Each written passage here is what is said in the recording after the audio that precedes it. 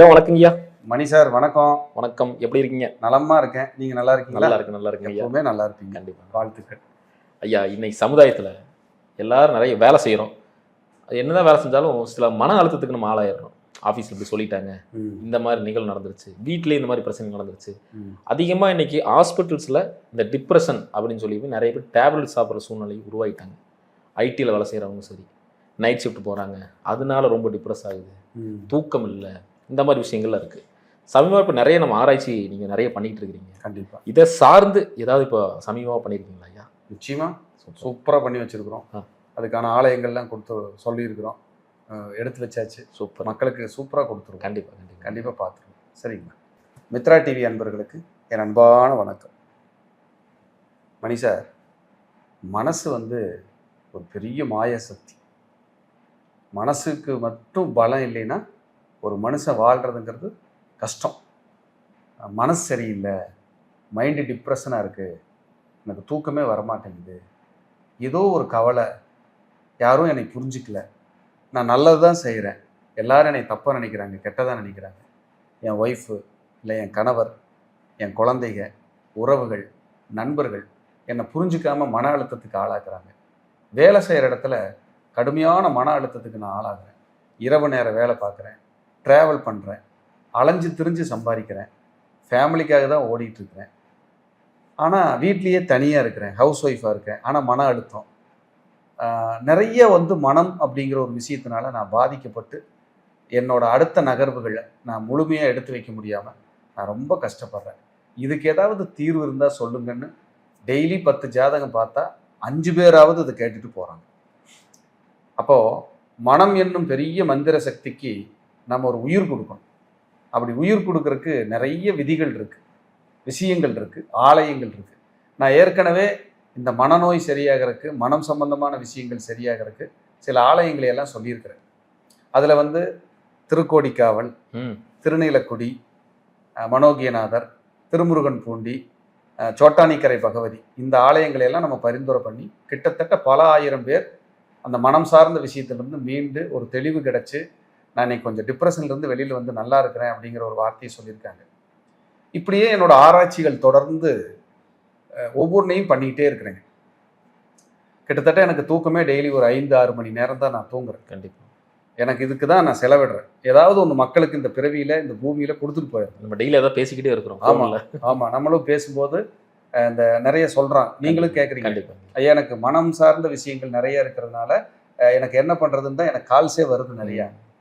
அதுக்கு ஜோதிலிங்கம் சார்கிட்ட நாங்கள் பார்க்கணும் அப்படின்னு உங்களுக்கு ஜம்பிங் கால்ஸ் நிறைய வருது. அப்படி தான் இப்போ போயிட்டுருக்கு. அப்போ மனம் அப்படிங்கிற விஷயம் அப்படிங்கிறது என்னென்னா, நம்ம நமக்கு நடக்கக்கூடாது நடந்துருமோ, நமக்கு நடக்கக்கூடாது நடந்துருமோன்னு ஒரு பயம், நடக்க வேண்டியது நடக்காமல் போயிருமோன்னு ஒரு பயம். இந்த 2 நாளையே ஒரு மனுஷன் டிப்ரெஷன். அதில் தூக்கமும் இல்லை, தூக்கமே கிடையாதுங்கிறாங்க. தூக்கம் வரமாட்டேங்குது, நான் எப்படியோ பரண்டு படுத்து பார்க்குறேன், தூக்கம் இல்லை. மனசில் ஏதோ ஒரு பாரமாக இருக்குது, இறுக்கமாக இருக்குது, யாரை பார்த்தாலும் கோபமாக வருது, யாரு கூட பேச தோணல, எங்காவது தனியாக உட்காந்து ஒரு 1 மணி நேரம் அழுகலான்னு தோணுது, எங்காவது கோயிலில் போய் தனியாக உட்காந்துக்கலான்னு தோணுது, யாருக்கிட்டையுமே சொல்லாமல் எங்காவது ஓடிடலான்னு தோணுது. இந்த வெரைட்டிஸ் எல்லாம் இருக்காங்க, நிறைய டிப்ரெஷனோடவே இருக்காங்க. இதுக்கெல்லாம் காரணம் என்னென்னா, ஃபஸ்ட்டு நம்ம மனசை கண்ட்ரோல் பண்ண தெரியல அப்படிங்கிறது ஒரு விதம். அது தெரியாதனால தான் அது மனநோயாக மாறுது. அதான் உண்மை. மனசுக்கு கடிவாளம் போட முடியாது, மனசுக்கு பூட்டு போட முடியாது. மனசுங்கிறது ஒரு உருவம் கிடையாது, அது ஒரு உணர்வு. அப்போ அந்த உணர்வுகளை நம்ம கரெக்டாக அடக்கி ஆள தெரியலனா இந்த பூமியில் நம்ம வாழ முடியாது. இன்னொருத்தர் போல வாழணுங்கிறது நினைச்சிட்டு வாழ்ந்தா அது மனநோய். இவன்லாம் நல்லா இருக்கானே, எனக்கு எதுவும் நடக்கலையேன்னு நினைச்சாலும் மனநோய். என் வாழ்க்கை மட்டும் இப்படி கீழேயே போயிட்டு இருக்குது, எல்லாரும் நல்லா இருக்காங்களே, நான் மட்டும் இப்படி இருக்கேன்னு நினைச்சாலும் மனநோய். உங்களை யாரும் புரிஞ்சுக்கல, உங்களை திட்டிக்கிட்டே இருக்காங்க, உங்களை ஏதாவது குறை சொல்லிக்கிட்டே இருக்காங்கனாலும் அங்கே மனநோய். இப்படிப்பட்ட மனநோயை தீர்ப்பதற்கு ஒரு அருமையான ஒரு ஆலயத்தை சமீபமாக ஒரு ஆராய்ச்சி பண்ணி நான் எடுத்தேன். முதல்ல என்னுடைய குழு, நாங்கள் ஒரு 4-5 பேர் நண்பர்கள் இருக்கோம், அவங்களோட போய் உட்கார்ந்துட்டு, நான் இதெல்லாம் எதுவும் சொல்லலை, கண்டிப்பாக வாங்க போவோம், ஒரு 2 முறை போவோம் அப்படின்னு ஒரு ஒரு ஒரு கிட்டத்தட்ட ஒரு 10 நபர்கள் எல்லாத்தையும் வர வச்சு, ஃபோன் பண்ணி வர வச்சு அந்த ஆலயத்துக்கு போய் குறிப்பிட்ட அந்த பூஜை அட்டன் பண்ணி வெளியில வந்து அந்த 10 பேருமே எனக்கு சொன்ன வார்த்தை, அந்த 10 பேருமே வெளியில வந்து அந்த பூஜை முடிஞ்சு வந்து வெளியில உட்காரும்போது சொன்ன வார்த்தை, மனசுல ஒரு கடுகளவு கூட குழப்பமோ நெகட்டிவோ எனக்கு இல்லை சார். அந்த 10 பேர் ஸ்டேட்மெண்ட் கொடுத்துருக்காங்க. அப்பதான் அங்கிருந்து ஆரம்பிச்சேன். ஓ, இது வந்து எல்லா ஆலயத்தை விட மனநோயை தீர்க்கிற ஒரு அற்புதமான சக்தி இந்த இடத்துல இருக்கு, மனசை சரி பண்ணக்கூடிய ஒரு ஆற்றல் இங்க இருக்கு அப்படிங்கிறத அங்கதான் நம்ம கண்டுபிடிச்சோம், அங்கதான் தெரிஞ்சுக்கிட்டோம். அப்ப இந்த இடத்த நம்ம விட்டுறக்கூடாது. 2 முறை நான் தொடர்ந்து போய் பார்த்தேன். அங்க பூஜை அட்டன் பண்ற அந்த காலத்திலிருந்து அடுத்த 2 நாள் வரைக்கும் உங்களோட மனசுல நெகட்டிவ் தாட்ஸ்னு ஒரு புள்ளி கூட வராது. இது சவாலாவே சொல்றேன், எழுதி கொடுக்குறேன். ஒரு புள்ளி கூட அந்த நெகட்டிவ் தாட்ஸோ மனநோயோ மன அழுத்தமோ இருக்காது. டிப்ரெஷன் வேறு இருக்கப்படுகிறது, மனநோய் வந்து காணாம போயிடுது.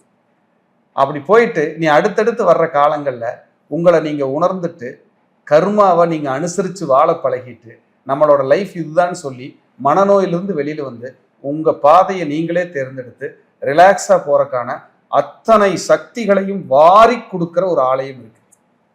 அவர்தான் திருவாரூரிலே, திருவாரூரின் நகர் மையத்திலே, திருவாரூர் தேரழகனாக, திருவாரூர் தேருக்கே அழகனாக, ஊருக்கே அழகனாக, தியாகத்தின் அரசனாக அமர்ந்து அருள்பாலித்துக் கொண்டிருக்கின்ற தியாகராஜர், திருவாரூர் தியாகராஜர், தியாகேசர், ஆரூரா தியாகேசா அப்படின்னு நீங்க உச்சரிச்சு பிரார்த்தனை பண்ணிட்டு வரும்போது உங்கள் மனநோய் வேறெடுக்கப்படுகிறது, உங்கள் மனநோய் வேறெடுக்கப்படுகிறது. இது உறுதியா உறுதியிட்டு நான் சொல்லுவேன். அப்படிப்பட்ட ஒரு சக்தி அந்த இடத்துல கிடைக்கும். நான் உணர்ந்ததை சொல்றேன். அப்படி இந்த மனசு வந்து பூமாரி ஆகிறது நீங்க கண்டிப்பா பார்க்கலாம். அந்த திருவாரூர் ஆரூரா தியாகேசான், நான் அந்த சாயரட்சை பூஜை ஈவினிங் 5:30 மணிக்கு ஆரம்பிக்கிறாங்க, 7 மணி வரைக்கும் நடக்குது. அந்த 1.5 மணி நேரமும் 30 கோடி தேவர்களும் அந்த சாயரட்சை பூஜைக்கு வர்றதா ஐதீகம். ஒரு மனிதன் அந்த இடத்துல அமர்ந்து அந்த தியாகராஜருடைய அந்த ஆராதனை, பிறை சூடிய தியாகராஜனை, அம்பாளோடு இணைந்த தியாகராஜரை நீங்கள் அங்கே அமர்ந்து அருள்பாலித்து நீங்கள் உங்களுடைய 2 கரங்களை எடுத்து எனக்கு விமோச்சனம் கொடும் நீங்க வேண்டி ஆரூரா தியாகேசா என்று நீங்கள் பிரார்த்தனை செய்து வேண்டும் பொழுது உங்கள் வேதனைகள் தூள் தூளா, உங்களுடைய மனநோய் இருக்கும் இடம் தெரியாமல் பறந்தோடு, உங்கள் கர்மா ஒரு வெள்ளத்தை எடுத்து தண்ணியில போட்டா, ஒரு சர்க்கரை எடுத்து தண்ணியில போட்டா எப்படி கரையுதோ அந்த மாதிரி உங்க கர்மா கரையிறத நீங்க உணர்ந்துதான் வெளிவருவீங்க. இது சத்தியம். இதுல ஒரு துளி மாற்றுக்கிறதுக்கு இடமே கிடையாது. மக்கள் நிறைய பேர் கஷ்டப்படுறாங்க மனசம்பந்தமா. நீங்க சத்தியமாக போயிட்டு வாங்க. இந்த வார்த்தையை நான் எப்பவுமே யூஸ் பண்ணதில்லை நம்மளுடைய சேனல்ல. எவ்வளவு கான்ஃபிடென்ட் இருந்தா, நான் எவ்வளவு உணர்ந்திருந்தா அந்த இடத்துல உட்காந்து என் கூட வந்தவங்க உணர்ந்திருந்தா எப்படிப்பட்ட ஒரு விஷயத்த அவங்க ஃபீல் பண்ணியிருப்பாங்க. ஏன்னா எப்பவுமே நீங்க எக்ஸ்பெரிமெண்ட் பண்ணாம உங்களுக்கு கோயில் சஜஷனே பண்ண மாட்டேன். அப்படிப்பட்ட ஒரு மனம் சார்ந்த விஷயத்தை, மனசுல இருக்கிற கவலைய, மனசுல இருக்கிற பாரத்தை, மனசுல இருக்கிற சுமைய, மனசுல இருக்கிற நெருடல்களை, மனசு சரியில்லை அதெல்லாம் இனி இல்லை. இனி மனசு சந்தோஷமும் பூமாரியாய் எல்லாருக்கும் நீங்க சஜஷன் பண்ற நிலைமைக்கு வந்துருக்கு.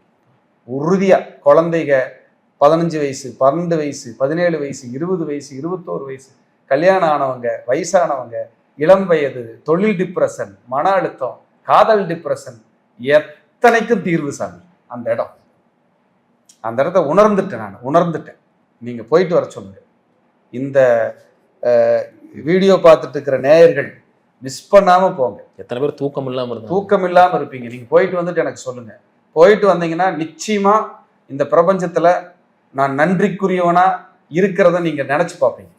என்னைக்கு போகணும் சொல்றேன். இந்த நேயர்கள் நினைச்சு பார்ப்பாங்க, நம்மளுடைய மித்ரா டிவி சப்ஸ்கிரைபர்ஸ் நினைச்சு பார்ப்பாங்க. என்கிட்ட நீங்க ஜாதகம் பார்த்தா தான் நான் இதை சொல்லுவேன்னு இல்லை. நான் என்ன சொல்ல வரேன்னா, எனக்கு வேலைப்பளு அதிகம். நீங்க எங்கேயோ போய் ஜாதகம் பார்த்துக்கங்க. உங்களோட தெரிஞ்சவங்க, வேண்டியவங்க, பக்கத்து ஊர் குடும்ப ஜோதிடர் எல்லாம் எங்க வேணாலும் நீங்க போய் பார்த்துக்கங்க. அதுக்கான வீடியோ அல்ல. நீங்க எங்கிட்ட ஜாதகம் பார்க்க வாங்கங்கிறதுக்கான வீடியோ இது அல்ல. எல்லா வீடியோவும் அது அல்ல. அப்ப எதுக்காக வீடியோ போடுறீங்க?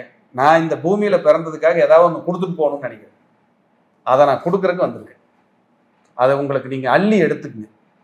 என்னோட உடன் பிறந்த பிறவா சகோதரி சகோதரர்கள், என்னுடைய தாய்மார்கள், அக்கா தங்க அண்ணன் தம்பி யாரெல்லாம் இந்த பூமியில் பிரபஞ்சத்தில் இருக்கீங்களோ அவங்களுக்கெல்லாம் அள்ளித்தர்றேன். இங்கே போயிட்டு வாங்க. நீங்கள்லாம் மனநோய் இல்லாமல் மனசு சரியில்லாமல் வாழ்கிற வாழ்க்கையிலிருந்து முதல்ல வெளியில் வாங்க.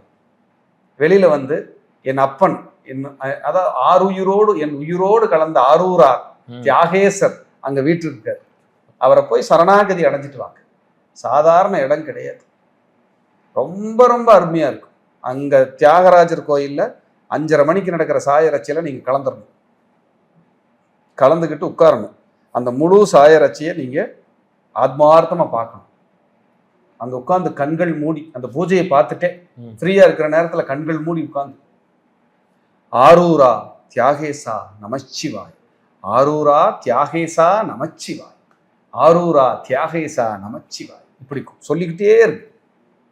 அங்கிருந்து ஒரு போட்டோ பக்கத்துல கோயிலுக்குள்ளேயே விற்கிறாங்க. அவர் ஆரூர் தியாகராஜருடைய வாங்கிட்டு வந்து போட்டோ வாங்கிட்டு வந்து வீட்டுல நெய் விளக்கு டெய்லி 6 மணிக்கு ஏற்றுங்க. நித்திய பிரதோஷம், டெய்லி பிரதோஷம். 33 தேவர்களும் அந்த பிரதோஷத்துக்கு அட்டன் பண்ணணும். டெய்லி வரணும் அந்த சாயரட்ச பூஜைக்கு.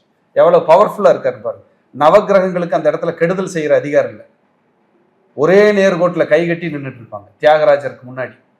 நீ பக்தல், என்னோட பக்தர்கள் யார் வந்தாலும் நீ அவங்கள டச் பண்ணக்கூடாதுங்கிறார். எப்படிப்பட்ட ஆலயம் பாருங்க சார். மனசு வந்து சார் உண்மையிலேயே சார், நான் வந்து ஒரு 2 மணி நேரம் சார் பிறந்த குழந்தை மாதிரி இருந்தேன் சார். பிறந்த குழந்தை மாதிரி, இது சத்தியம் சார். ஒரு ஆனந்தம் இருக்கு, ஒரு ஆனந்தம் சார்.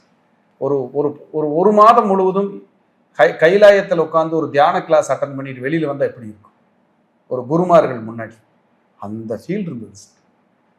உண்மை சார், உண்மை சார், சத்தியம் சார்.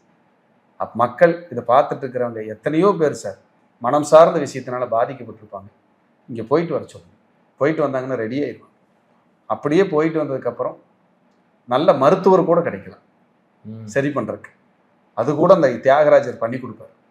நம்பிக்கையோட இறையர்களோட போயிட்டு வாங்க, உங்கள் டிப்ரெஷன் காணாமல் போயிடும்.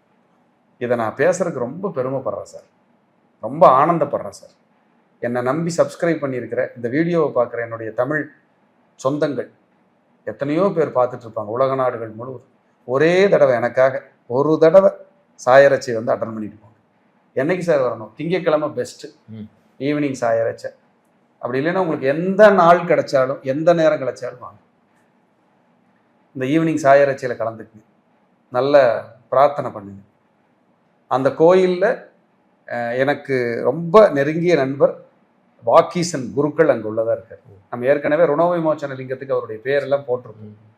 இன்றைக்கும் ஏதாவது உதவிகள் தேவைப்பட்டால் அவர் கண்டிப்பாக அங்கே உங்களுக்கு உதவி செய்யறதுக்கு தயாராக இருக்கார். அவருடைய ஃபோன் நம்பரையும் கீழே டிஸ்கிரிப்ஷனில் போட்டுருங்க.